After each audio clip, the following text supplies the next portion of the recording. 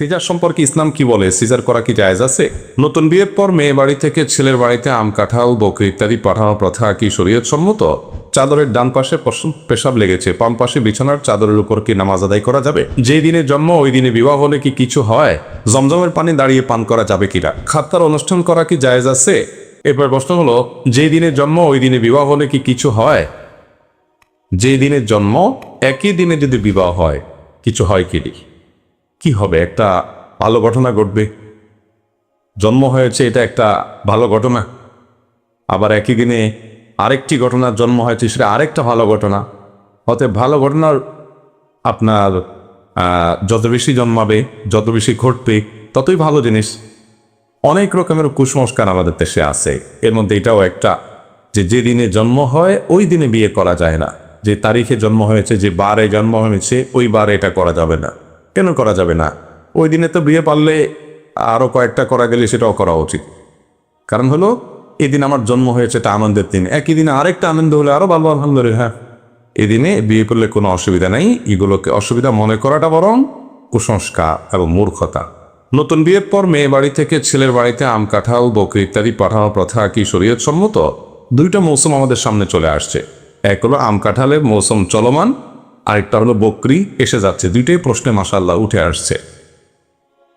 এই মৌসুমগুলোতে আমাদের সমাজে কিছু ছোট লোক চেনা যায়। এই ছোট লোকদের কাজ হলো আম কাঁঠালের মৌসুমে আম কাঁঠাল ভিক্ষা করে, আম কাঁঠালের ডাকাতি করে। আর কোরবানির সময় আসলে গরু আর ছাগল, গরুর ঠ্যাং, গরুর পল্লা এগুলার ভিক্ষা করে।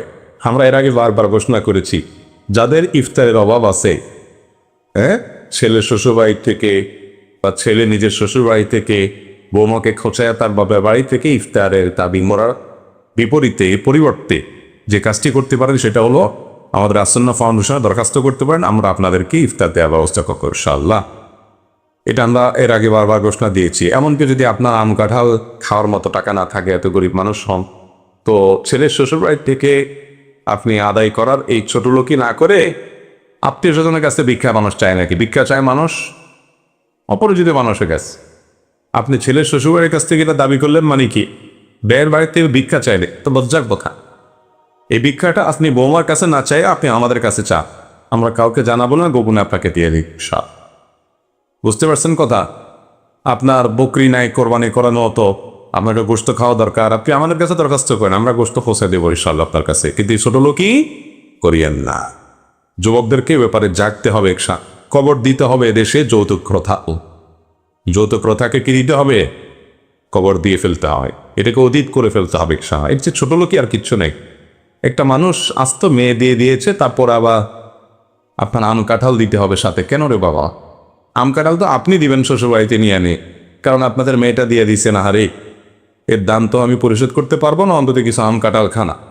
শ্বশুরবাড়িতে কিছু আম কাঁঠাল নিয়ে বলবেন যে কিছু আম কাঁঠাল অন্তত নেন, এই মেয়ের তো দাম আমি দিতে পারবো। মেয়ে দিয়ে দিছে, আবার সাথে আম কাঁঠাল দাবি করেন। এর চেয়ে বড় নোংরামো আর কি হতে পারে? খুব ছোট লোক, খুব ছোট লোক। এগুলো জায়েজ নাই, এগুলো গুনাহের কথা, মনে রাখবে। চাঁদাবাজি এবং স্পষ্টত অপরাধ। এরপর প্রশ্ন হলো, খাতনার অনুষ্ঠান করা কি জায়েজ আছে? খাতনার অনুষ্ঠান করা, বাচ্চাদের খাতনা হলে, মুসলমানি হলে অনুষ্ঠান করা রসম বা প্রথা আমাদের সমাজে প্রচলিত আছে। এ ব্যাপারে নবী করিম সাল্লাল্লাহু আলাইহি ওয়াসাল্লাম থেকে কোনো নির্দেশনা সরাসরি নেই যে করতে হবে, এরকম কোনো নির্দেশনা নেই।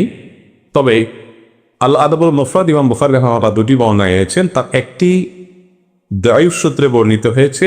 এই দুর্বল সূত্রে বর্ণিত বর্ণনা থেকে দেখা যায় সাহাবীদের কেউ তার সন্তানের এই খাতনার পর তিনি আনুষ্ঠানিকতা করেছেন, দাওয়াত দিয়ে খাইয়েছেন, খেয়েছেন, কিন্তু হাদিসটি বিশুদ্ধ না, দায়ুফ। আরেকটি বর্ণনা পাওয়া যায় হাসান সূত্রে, এটাও আল আদবুল মুফরাদে আসছে। সেখানে দেখা যায় আয়েশা রাদিয়াল্লাহু তাআলা আনহা পরিবারের একটা বাচ্চা, তাকে মুসলমানি করা হয়েছে। তখন অন্য একজন বলেছেন, বা তিনি তাকে বলা হয়েছে যে এই বাচ্চাকে যে মুসলমানি করানো হলো, এটা অপারেশন হলো, কষ্ট হলো, এটাকে ভুলানোর জন্য কিছু আনুষ্ঠানিকতা করা যায় কিনা। আসলে তারা পারমিশন দিয়েছিলেন। তো সেটা অবশ্য এই আজকের এই মুসলমানের মতো না, বাকি কিছুটা আনন্দ বিনোদন অনুষ্ঠান, যাতে করে বাচ্চা একটু খুলে।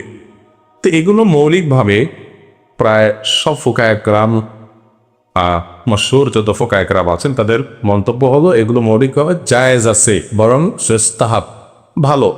খাতনাকে কেন্দ্র করে অনুষ্ঠান করলে সেটা ভালো। সুন্নত পর্যায়ে কোরআন হাদিস কর্তৃক নির্দেশিত বা সুন্নত করণীয় আকিকা যেরকম এরকম না, কিন্তু কেউ করতে চাইলে করতে পারে, নিষিদ্ধ নয়। বিশেষ করে বাচ্চাকে ভোলানোর জন্য, তাকে আনন্দ দেওয়ার জন্য এটুকু হতে পারে। কিন্তু আমাদের দেশে মুসলমানের নামে যা হয় সেটা জায়েজ হওয়ার ভূমিকা নিয়ে। সেটা কি? সেটা হলো যে মুসলমানের অনুষ্ঠানের নামে চাঁদাবাজি, বিয়ের অনুষ্ঠানে যেরকম হয় ওইরকমই হয়, আকিকাতে হয়, মুসলমানিতে হয়। এবার দেখা যায় নানা নানি নাতির মুসলমানের দাওয়াত পাইছে, জামাইয়া মেয়ে দাওয়াত পাইছে। এর মানে কি? এর মানে হলো 10-20 হাজার টাকার একটা আংটি নিয়ে যেতে হবে। এটা হলো এর মানে, ঠিক না ভাই? ঠিক। অন্য কোনো মানে আপনাদের জানা আছে? আমি তো এটাই মানে যাই। নাতির খাতনা, জামাই আর মেয়ে খাতনা উপলক্ষে খাবার দাবার অ্যারেঞ্জ করছে, বাচ্চার নানাকে আর নানিকে দাওয়াত দিছে। এর মানে কি? এর মানে হলো হয় একটা গরু, নয় 2টা ছাগল, আর নাহলে 10-20 হাজার টাকা কিংবা একটা আংটি, এটা সেটা, এগুলো নিয়ে আপনারা আসিয়েন। তো এইটা তো ডাকাতি। এখন কোনো নানার কি সাহস আছে যে ঠিক আছে মেয়ের জামাই দাওয়াত দিছে, নাতিরা মুসলমানই হয়েছে, সেই উপলক্ষে তারা একটু খাবার দাবার অ্যারেঞ্জ করছে, সুন্নাত কোনো আয়োজন না, তারপরেও তারা করছে বাচ্চাকে খুশি করার জন্য, মুস্তাহাব বলেছিল ফোকা একরাম, সেই হিসাবে করছে, ঠিক আছে, যাই খেয়ে চলে আসবে কোনো নানা নানি, কোনো কিছু নেওয়া চাওয়া, এই হিম্মত এই কলিজা আছে কোনো নানা নানি না থাকলে হাওলা তেলেও করতে হবে। তাহলে বোঝা যাচ্ছে যে এখানে সুপ্ত এবং লুকায়িত চাঁদাবাজি মাহাজুফ আছে, ঠিক না বেটি? এটা জায়েজ নাই। এগুলোতে মানুষের দোয়ার জায়গা, আরো কি হয়? বদদোয়া হয়, বদদোয়া। তো এই জন্য এগুলো যদি চাঁদাবাজি মুক্ত করতে পারেন তাহলে সেক্ষেত্রে এটা জায়েজ হতে পারে। এরপর প্রশ্ন, জমজমের পানি দাঁড়িয়ে পান করা যাবে কিনা? বহুল জিজ্ঞাসিত একটি প্রশ্ন, অনেক মানুষই প্রশ্ন উত্তর জানতে চান। জমজমের পানি দাঁড়িয়ে পান করবেন না বসে পানে কান করবে? দেখুন, এই ব্যাপারে সহিহ মুসলিম এবং বুখারীর হাদিস আছে, নবী করিম সাল্লাল্লাহু আলাইহি সাল্লাম থেকে আনাস রাদিয়াল্লাহু তাআলা বর্ণনা করেছেন যে তিনি জাজার আনিশ শুরবি কাইমান, সাধারণ বিধান হলো দাঁড়িয়ে পানি পান করতে নবী সাল্লাল্লাহু আলাইহি সাল্লাম নিষেধ করেছেন। দাঁড়িয়ে পানি পান করতে কি করেছেন? নিষেধ করেছেন নবী করিম সাল্লাল্লাহু আলাইহি সাল্লাম। তিনি সাধারণত সচরাচর দাঁড়িয়ে পানি পান করতেন না, তবে এক্সেপশন কখনো কখনো তিনি দাঁড়িয়ে পানি পান করেছেন। এটা বোঝানোর জন্য যে কেউ নিরুপায় হলে, অসুবিধা হলে, জরুরি কিছু হলে দাঁড়ায় পান করলে হারাম হবে না, বুঝতে পেরেছেন?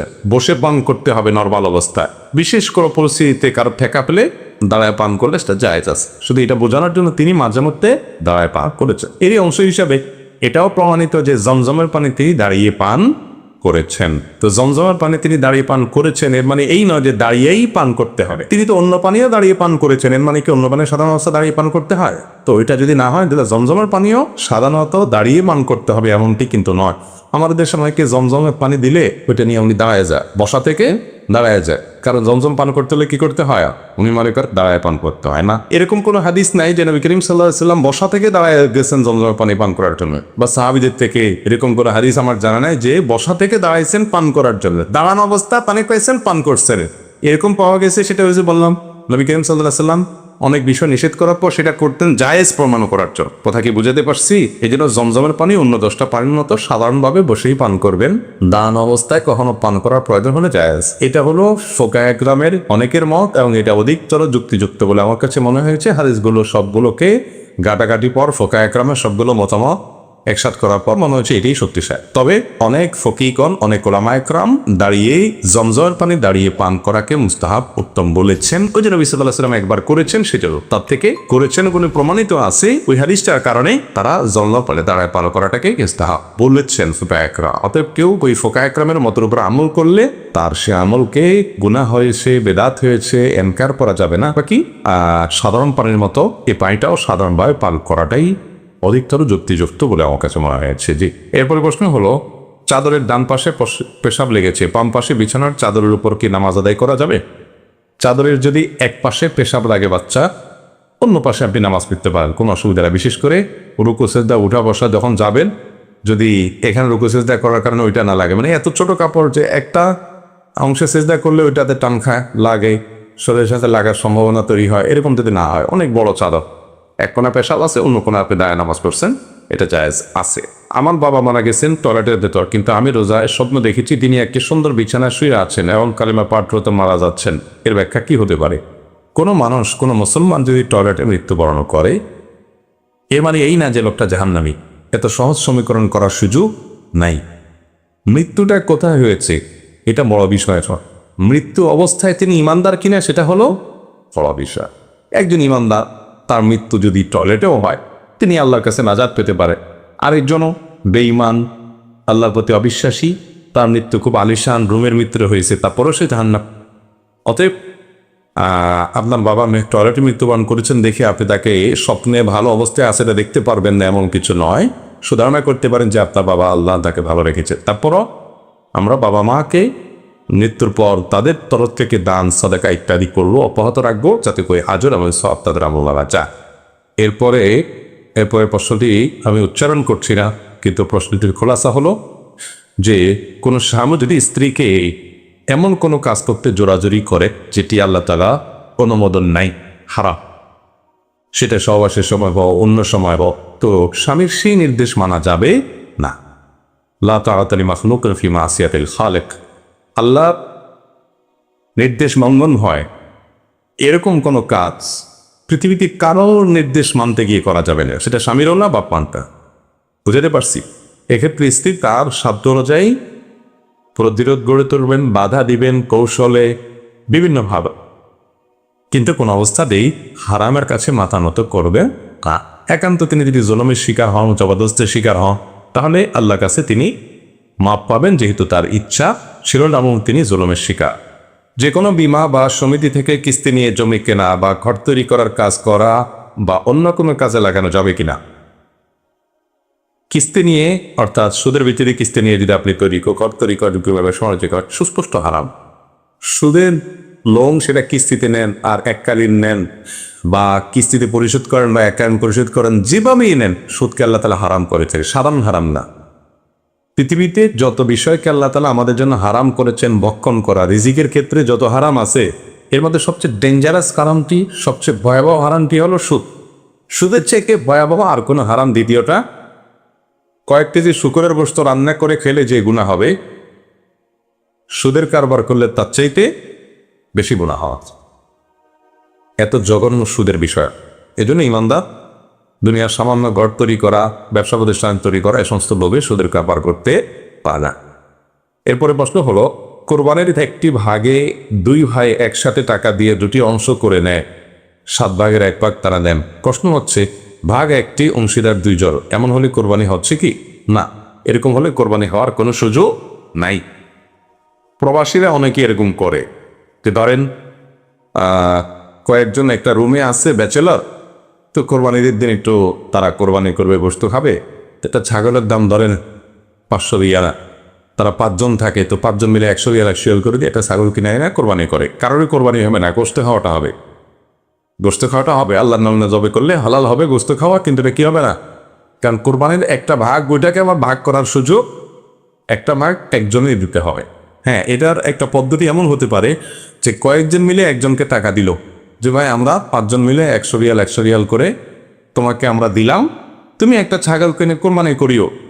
কোরবানি করার পরে সে এবার দয়া করে আপনাদেরকে বস্তু খাইতে দিয়েছে, আপনারা খাইলে, সেটা জায়েজ। সিস্টেমটা বুঝতে পারছে? কিন্তু ভাগ সমান সমান, টাকা সমান সমান, একটা অংশরে কয়েকজন বা 2 জন বা 3 জন ভাগ করে নিলেন, এতে কারো কোরবানি হবে না। একটা গরুর 7 ভাগ 7 জনের হইতে হবে, 8 জনের হইলে হবে না। একটা ভাগ 2 জনেরটা হইতে পারবে না। আমি একটি সরকারি প্রতিষ্ঠানে চাকরি করি। চাকরি সুবাদে বিভিন্ন মালামাল ক্রয় বা মেরামত ক্ষেত্রে বিভিন্ন টেন্ডারের কাগজে স্বাক্ষর করতে হয়, যা না করলে চাকরি বোর্ডিং হবে বা করা যাবে না। টেন্ডারের কাগজে স্বাক্ষর করার কারণে মালামাল বিক্রয়কারী প্রতিষ্ঠান বা মেরামতকারী প্রতিষ্ঠান কর্তৃক কিছু টাকা আমাকে দিতে চায়, যা আমি গ্রহণ করি না। আমার প্রশ্ন হলো, এই টাকা গ্রহণ করে দান বা সাদকা করা উত্তম নাকি না নেওয়াটা উত্তম? এসব টেন্ডারে মালামাল ক্রয় বাবদ রেট বেশি ধরা হয়ে থাকে। এ ধরনের চাকরি করা যাবে না, ছেড়ে দিতে হবে। যেখানে আমাকে অন্যায় করতে হবে, রেট বেশি লিখতে হবে, মানে রাষ্ট্রের ক্ষতি হবে বা প্রতিষ্ঠানের ক্ষতি হবে, আবার সেখানে অন্যায়ভাবে ওখানে স্বাক্ষর করে আমি অন্যায় সহযোগিতা করতে হবে। ভাই, পৃথিবীতে বেঁচে থাকার জন্য খুব বেশি কিছু লাগে না। চাকরি ছেড়ে দিলে আপনি মরে যাবেন না, চাকরি ছেড়ে দিলে মরে যাবেন না, আল্লাহ তাআলা মেরে ফেলবেন না। দুনিয়াতে রিকশাওয়ালাও খেয়ে বাঁচে, সাধারণ গরিব মানুষও খেয়ে বাঁচে, দিনবাজারও খেয়ে বাঁচে, আপনিও বাঁচবেন ইনশাআল্লাহ। সৎ সাহস থাকতে হবে। আমি কেন অন্যায়ের সহযোগী হওয়া, এটা আমার জন্য জায়েজ নাই। সেখানে আবার আপনাকে সে উৎকোচ দিলে সে উৎকোচ আপনি নিয়ে গরিবরে দান করবেন না, এই দান আল্লাহ চান না, এই দান আল্লাহ চান না। ইন্নাল্লাহ তাইয়্যিবুন লা ইয়াকবালু ইল্লা তাইয়্যিবা, আল্লাহ নিজে পবিত্র, দান করবেন হালালটা পবিত্রটা, অপবিত্রটা আল্লাহ গ্রহণ করবেন না, এটা গ্রহণ করেন। অতএব কিরকম করা জায়েজ নয়। এরপর প্রশ্ন হলো সিজার সম্পর্কে ইসলাম কি বলে, সিজার করা কি জায়েজ আছে?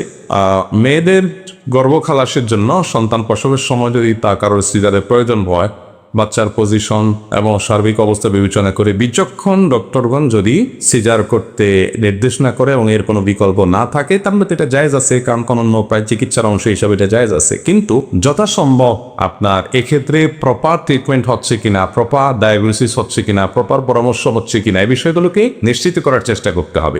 অনেক মেয়েরা আজকাল শখ করে কি করে সিজার করে, শুনি শখ করে নাকি সিজার করে, অদ্ভুত ব্যাপার সেপা। মানে নর্মাল ডেলিভারিতে একটু কষ্ট বেশি হয়, সেজন্য সিজারে তারা চলে যায়।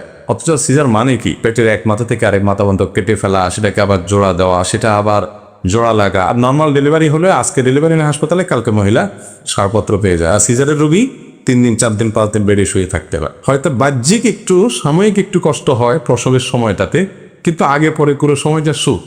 অতএব এগুলোর নির্বুদ্ধিতা ছাড়া আর কিছুই নয়। আমাদেরকে আজকাল শৌখিনতার নাম দিয়ে, আধুনিকতার নাম দিয়ে শয়তান এমন এমন পদ্ধতিতে নিয়ে যাচ্ছে যে আমরা ধ্বংসের দিকে চলে যাচ্ছি।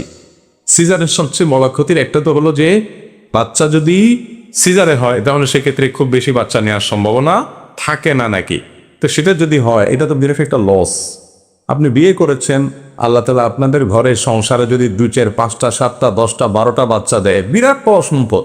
এই বাচ্চার টাকা দিয়ে কেনা লাগলে কি করতে, সেখানে একটা পরে আন না, 2টা পরে আন না, এগুলা যারা বোঝায় আমাদেরকে ভুল বোঝায়। এগুলোর পরিণতি কি হয় চায়নারা জানতেছে, এগুলোর পরিণতি কি হয় উন্নত বিশ্বের লোকেরা জানতেছে। জন্মের হার যখন থেমে যায়, একটা সভ্যতা বিলুপ্তির দিকে চলে যায়। এটা নতুন করে গ্রো করা যায় না, কঠিন হয়। মানুষের জন্ম পৃথিবীর জন্য কখনো অকল্যাণের না, মানুষ কখনো জনসংখ্যা কখনো সমস্যা নয়, এটাকে জনসম্পদে রূপান্তরের চেষ্টা করতে হবে। আপনারা প্রায় একটা স্লোগান শোনেন না, ওই যে ছোট পরিবার সুখী পরিবার, শুনেন না? ছোট পরিবার মানে 1টা 2টা বাচ্চা থাকে, আপনি সুখে থাকবেন। আমি তো উল্টাটা দেখি, যত ঘরে ঘরে অশান্তি দেখেন, ওই 1 ছেলে 1 মেয়ে ওখানেই, কারণ ওই একটা অমানুষ হলে পুরো জীবনটাই শেষ। আর যাদের 8টা 10টা বাচ্চা আছে, এদের যদি 2 4 5টা অমানুষ হয় তাতে কিছু আসে যায় না, একটা মানুষ হইলে যথেষ্ট, ঠিক না বে ঠিক? বড় পরিবারের সবগুলাই অমানুষ হয়েছে, একটা মানুষের জাত হয় নাই, বাপ মার কষ্টই কষ্ট, এরকম ঘটনা দেখছেন আপনারা? কিন্তু ওই তথাকথিত 1 ছেলে 1 মেয়ের, একটা লন্ডন চলে গেছে আর একটা কানাডা চলে গেছে, 2টা 2 জায়গায় যায়, অমানুষ হয়ে গেছে, বুড়া বুড়ি দুনিয়াতে মরে, দেশে থেকে মরে, এরকম ঘটনা বহুত আছে না? তাহলে কে বলছে এই সমস্ত কথা? ছোট পরিবার সুখী পরিবার, জনসংখ্যা এটা কখনো সমস্যা নয়, এই থিওরি ভুল। যারা এই থিওরি আমদানি করেছে তারা নিজেরা এখন বিপদে আছে। এখন ভর্তুকি দিয়ে সন্তান জন্ম দেওয়াতে পারতেছে না। বিভিন্ন দেশে দেশে আপনারা জানেন না, সন্তান হলে ভর্তুকি দেয়, কিন্তু আর হইতে পারতেছে না। আরে আমাদের দেশে এটা নেয়ামত, আলহামদুলিল্লাহ। 7-8টি সন্তান হয়েছে, বাতে মারতেছে, এরকম পাইছেন একজনও? 7-8টা হয়ে গেছে, এই জন্য বাতের অভাবে বুড়া বুড়ি খাইতে পারতেছে না, এরকম হয়েছে কখনো? আল্লাহ তাআলা সবার রিজিকের মালিক, ইমানদার সে বিশ্বাস থাকতে হবে তার। জনসংখ্যা এটা নেয়ামত, পৃথিবীর সবচেয়ে দামি সম্পদ এটা। বিধান সিজার করে এই যে সন্তান আপনার জন্মের হার কমায় আনা বা সীমিত করে ফেলা, এটা বর্তমানে পরিচয় না। তবে হ্যাঁ, যদি এরকম পরিস্থিতি হয় যে নর্মাল ডেলিভারি হলে মায়ের জীবন হুমকির মধ্যে পড়ে যায়, তখন অবশ্যই সন্তানের জন্ম পরে আগে মায়ের জন্ম রক্ষা করতে হবে। সেটার জন্য কি করতে হবে? সিজারে যেতে হবে, সেটা জায়েজ আছে, কিন্তু এটা হলো সর্বশেষ চিকিৎসা। এবার প্রশ্ন হলো, আমার মা আমার নানার আগে মারা গেছে, বর্তমানে আমার নানাও জীবিত নেই, তাহলে ইসলামী শরীয়ত অনুযায়ী আমি আমার নানার সম্পত্তির মালিক হবই না? না, আপনি আপনার নানার সম্পত্তির মালিক হবেন না, কারণ আপনার নানা মৃত্যুর পর তার সন্তানরা তার সম্পদের মালিক হয়। সম্পদের মালিকানা, আমার সম্পদের মালিকানা আমার ছেলেমেয়েরা কখন পাবে? আমি মারা যাওয়ার পর, আমার জীবদ্দশায় আমি মালিক। এখন আমার মারা যাওয়ার পর তারা মালিক হইতো, তার আগেই তারা মারা যদি যায় কেউ, তাহলে তো সে আর মালিক হওয়ার সুযোগটাই পায় না। তো এই কারণে কারোর নানার আগে যদি তার মা মৃত্যুবরণ করে, দাদার আগে যদি বাপ মৃত্যুবরণ করে, তাহলে ওই বাপ দাদার সম্পদের মালিক হওয়ার সুযোগই পায় নাই, তার আগে সে দুনিয়া থেকে চলে গেছে। আর নাতি তো সরাসরি ওয়ারিস না, সেই হিসাবে ওখান থেকে সম্পদের ভাগ পাবেন না। কিন্তু এটা নিয়ে নাস্তিকরা অনেক কাহিনী করে, ইসলাম বিদ্বেষীরা অনেক কাহিনী তোলে, এটা অযৌক্তিক। শুধুমাত্র সম্পদ বন্টনের ভাগ পাওয়াটাই তো একমাত্র অবলম্বন না, আরো বহু ব্যবস্থা আছে তার বেঁচে থাকা। যেমন দাদা তার জন্য জমি লিখে দিতে পারে, নানা তার জন্য লিখে দিতে পারে, মামারা লিখে দিতে পারে, খালা লিখে দিতে পারে, চাচারা লিখে দিতে পারে।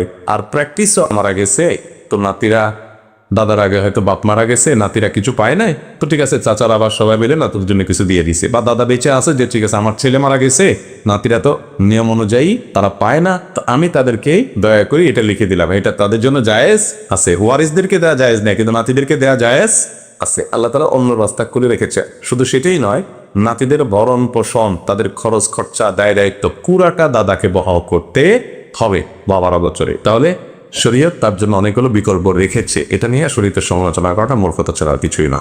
আল্লাহ তাআলা আমাদেরকে বুঝার নেওয়া তৌফিক দান করুন। জাযাকুমুল্লাহু খাইরান ওয়া আলহামদুলিল্লাহ।